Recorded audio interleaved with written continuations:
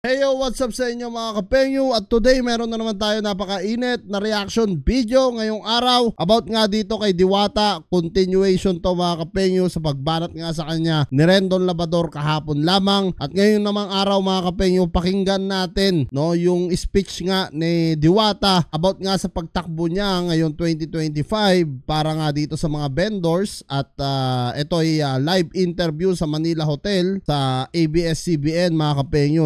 Pakinggan natin yung mga maliliit na sasabihin ni Diwata kung talaga bang karapat dapat talaga na maging maging nominee etong si Diwata para maipagtanggol ang mga vendors gaya niya. Syempre, doon nga siya galing mga kapengyo, di ba? So alam naman natin lahat 'yan.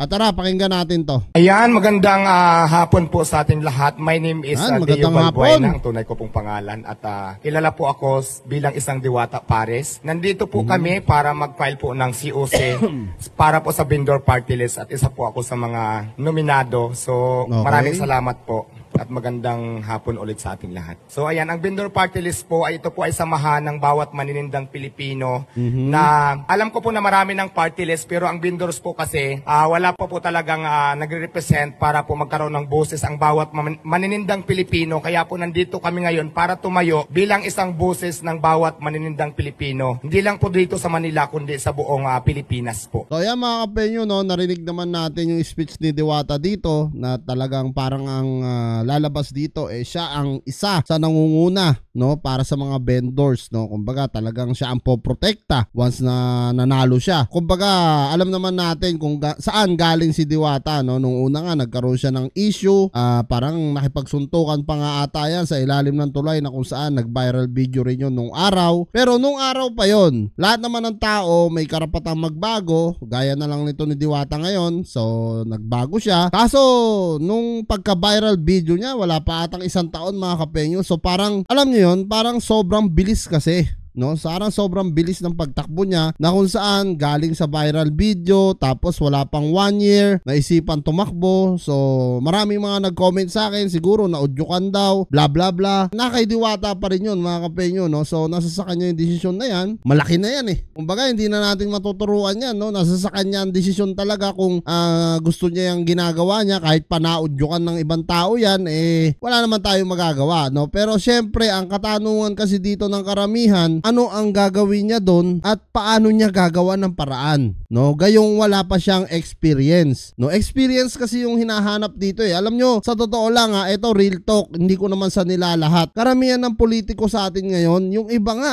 pagka-graduate ama, ina, politika, nasa politika, papatakbuhin na kaagad yung anak para talagang ginagawang parang ginagawang negosyo na ang ating bansa, na kung saan which is hindi maganda. Dapat talaga yan hustong gulang at talagang may experience ka na, kumbaga para at least pag sumabak ka doon, alam mo kung ano yung gagawin mo. Hindi yung ganito na nag-viral ka lang, sumikat ka lang, nakilala ka, gusto mo na tumakbo agad. Pero syempre mahirap husgahan ng lahat, hindi naman natin masabi. Malay nyo nga naman din, maganda ang gawin din ni Diwata since mga vendors naman yung mga poprotektahan niya.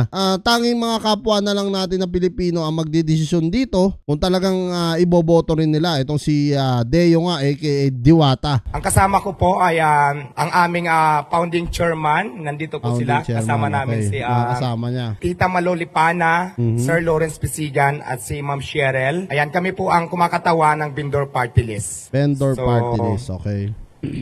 Maraming salamat po sa inyong lahat. Alam niyo, sa totoo lang, pag na-interview ni ni Karen Davila, sigurado sasablay ito si Diwata, maniwala kayo. Si Karen Davila, alam naman natin napaka-stricta nun pagka mga tanungan about sa gobyerno. At alam naman natin kung paano niya talaga, alam mo yun, nililito yung taong tatanungin niya para kumbaga tinitignan o tinetest niya doon kung magaling ba to, okay ba to sumagot, kung talagang karapat dapat ba to sa gobyerno natin. So alam niyo, marami pa siyang pagdadaanan mga kapengyo. Pero since naman para sa mga vendor, malay niyo kumukuha lang din siya na experience experience, 'di ba? Malay natin, 'di ba? Yun nga, like I said, mahirap husgahan ang kahit sino. Pero ang akin lang, parang kulang pa kasi sa experience, no? Dapat talaga bago siya tumakbo kaagad, inalam muna niya. Pero since parang hinahabol niya siguro yung fame niya kasi nga palaos na si Diwata eh. Alam naman natin ngayon, talagang napakababa na ng mga views niya. Hindi na katulad talaga dati nung nag-viral siya, 'di ba? Clarification lang, sir. Pang ilang nominee po kayo ng Diwata? Pang ilang nominee po kayo ng... Gago rin to magtatanong eh. Tatanungin pa lang, parang gustong sabihin, Diwata Pares Overload. Vendor po ba o vendors po? Vendors party list po kami. Vendors At pang party ilang nominee list. po? Pang-apat po. Bali, pang-apat po ako. Pang-apat po. Opo. Pang-apat, At kung makapasok po ang Diwata, ang Gago. vendors, Loko-loko yung kung makapasok po nagtatanong. ang vendors sa Congress, ano po yung specific legislation na gustong i-push ng inyong grupo? Sige. Ayan, ang advokasya po kasi ng vendor party list ay tulungan iangat ang bawat maninindang Pilipino. So, yun po. Magtatayo kami ng kooperatiba para na kung saan mas hindi mahirapan lumapit yung bawat maninindang Pilipino. Tapos, mayroon din kaming gagawin mga advokasya namin na yung mga vendors na kailangan natin iayos, lalo na po katulad sa akin, dati lang po ako street vendors, doon po, yun po ang isa sa mga tututukan ko din para po, yung walang mga pwesto, pwede natin tulungan para magkaroon ng mga pwesto, abot lang din sa kanilang makakaya. So, ganon. So yan mga kapengyo ha, kita nyo naman parang beauty pageant po.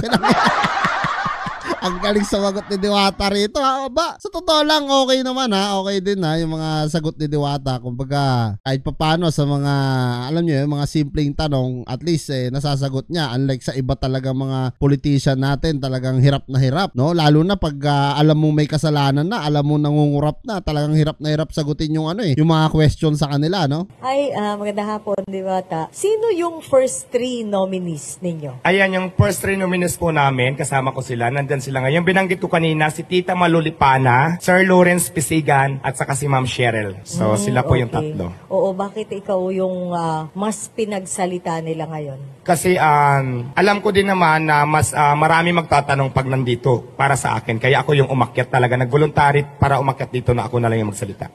Okay.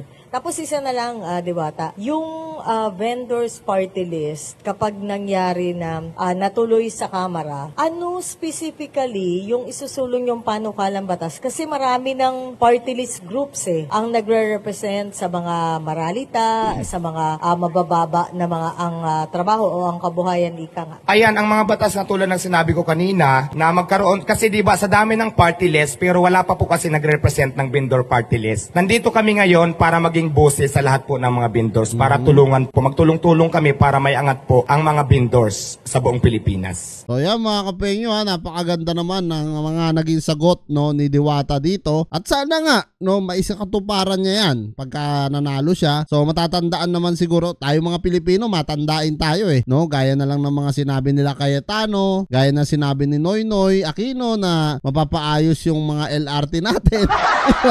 So matandain tayo mga Pilipino. So dito sa mga sinabi ni Diwata, sana nga matupad niya. Baka kasi mamaya pagka nagreklamo na yung mga vendors no, sa bandang huli sabihin lang niya, lilipas din yan.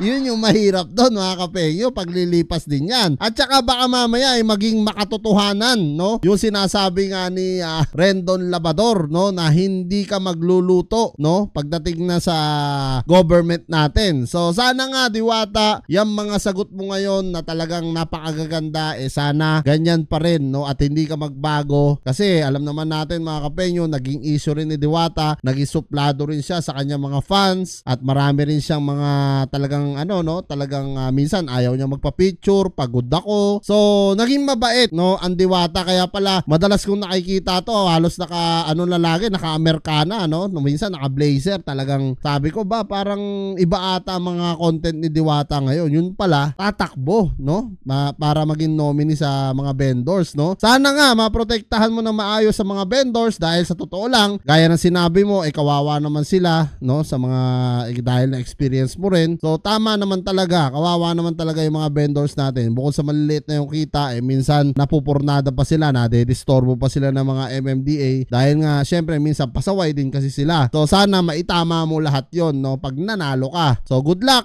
Diwata, at kayo mga kapeng, kung ano ang masasabi nyo nga dito sa speech ni Diwata, i-comment nyo na lang down below lahat ng mga opinion nyo kung sa palagay nyo karapat dapat ba etong si Diwata Pares Overload. Maraming salamat mga kapeng, at kita-kita na tayo sa mga susunod kong reaction videos.